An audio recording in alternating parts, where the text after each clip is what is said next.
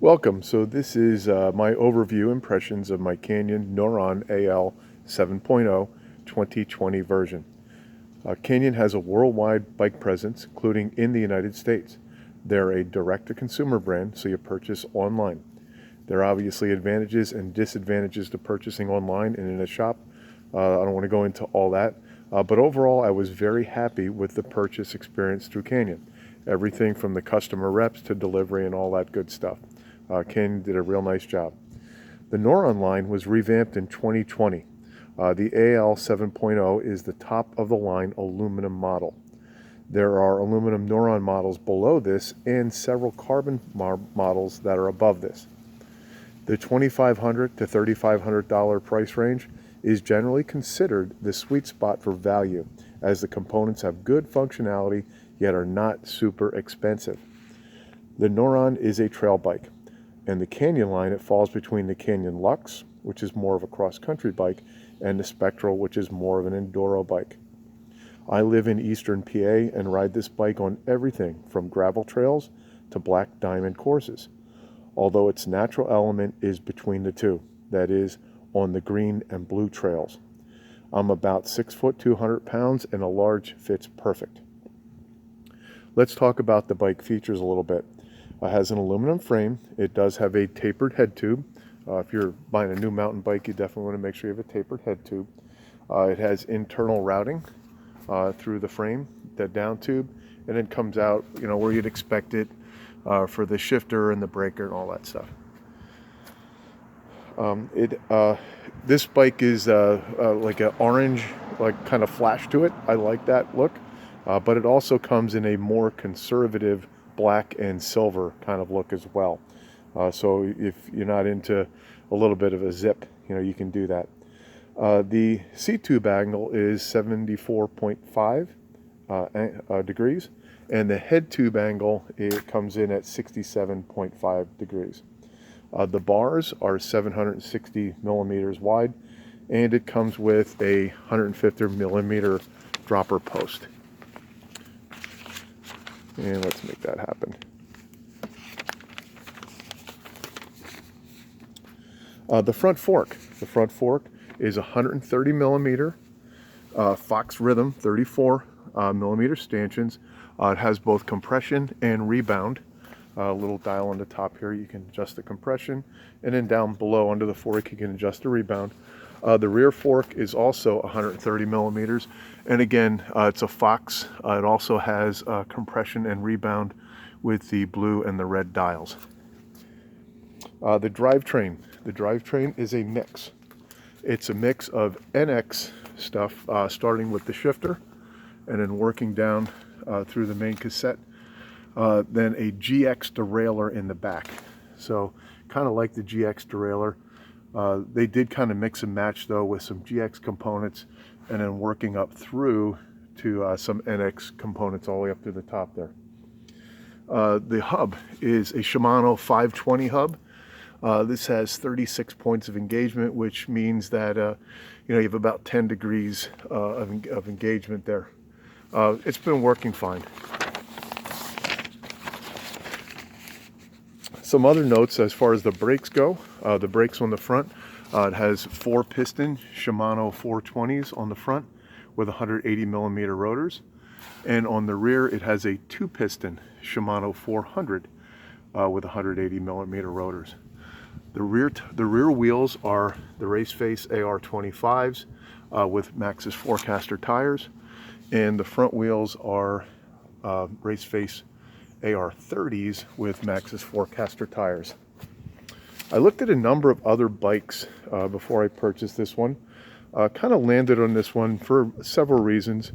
One is there were just not a lot of bikes available. Two is some of the spec trade-offs. I preferred, this bike over the others. And the third is just the price. But the other bikes I looked at that were kind of a similar breed to this and in the same price range were the Giant Trance, the YT Izzo, the Specialized Stump Jumper, and the Commencal Meta TR. I think they're all really worthwhile bikes. They all kind of have a different, maybe kind of a breed to them, but they're all within the same kind of strata of bikes. Some pros for this bike.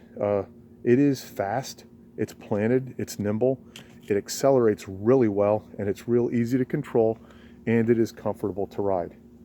This bike is ideally for guys like me who are out for a good ride, enjoy fitness, enjoy comfort, enjoy friends, who find themselves mostly on normal trails, but do like to do sketchy trails on occasion, but whose hooligan days are mostly behind them. Some cons to this bike is a little bit conservative in the frame, and so it does lean more towards cross country. So it's not a mountain masher.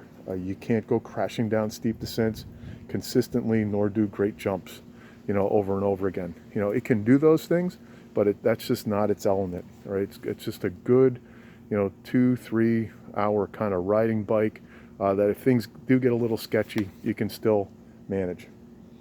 Things to upgrade. A couple things I upgraded. Number one is I put Ergon GP3 grips on. I like a couple things about these. One, I like the way the rubber feels. It's kind of firm, but not too firm. Definitely helps your grip, working from your wrists up through your elbows, shoulders, and neck.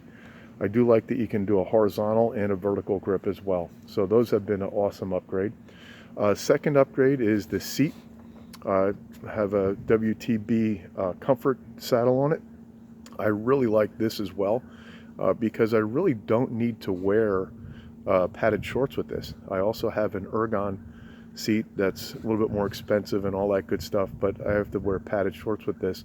With this WTB comfort, which is kind of more of just around the city saddle, I can hop on anytime and just ride, and it's real comfortable and works really well. I did put a little carry bag on the back. That's just a kind of a standard giant carry bag. Holds my phone, keys, wallet, anything that I want to put in there. Finally, down along the bottom, I upgraded the pedals to 1-up pedals. I like these because they have a good wide, they're nice and wide, so they hold my big feet. Also put a couple crank boots on to protect from rock strikes and things like that. And then finally along the bottom, I put a lizard skin frame down to protector, right, which has been awesome. Every ride I come back from, usually that's full of mud and dirt and kind of cinder and whatever else all kind of it's gathered. So, if you're going to spend money on a bike, you may as well protect the frame.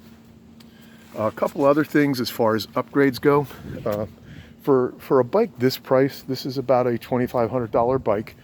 You're going to get a lot of good stuff, but everything can be upgraded, but everything could be a lot worse as well. So a couple observations on upgrades. First, as far as the drivetrain goes, the combination of NX and then GX derailleur, that could all be GX. I think that would be helpful. I know the next up would be like the XX1 and all that stuff. That just starts to get more and more pricey with, diminishing return on functionality. So that would be one. That would kind of round things out. And then they could put in the XD hub in instead of the Shimano hub. That would kind of make it all an SRAM drivetrain. Second is, it could be a carbon fiber frame. That would save maybe 2 or 3 pounds, but again, the price for that would be $500 to $800 more for the bike. To me, it wasn't worth it. As far as the brakes go, the brakes right now, again, they're MT 420 4-piston on the front, and it has an MT 400 2-piston on the back. I think if you're a bigger person, you're doing a lot of downhills, you'd probably want to go with 4-piston brakes, both front and back. That would be an upgrade there. The shocks. The Fox Rhythm is, kind of the lower. I love the 34 millimeter stanchions. They're nice and sturdy, at least for the riding I do. I like the 130 millimeters. The Rhythm is, I think, more, just kind of the entry level shock. So, I guess that could be upgraded. But again, it starts to get real pricey real quick, and you don't get a whole lot of return on that. Again, that's my overview of Canyon Neuron AL 7.0. Hope you enjoyed the overview, and hope to see you on the trails.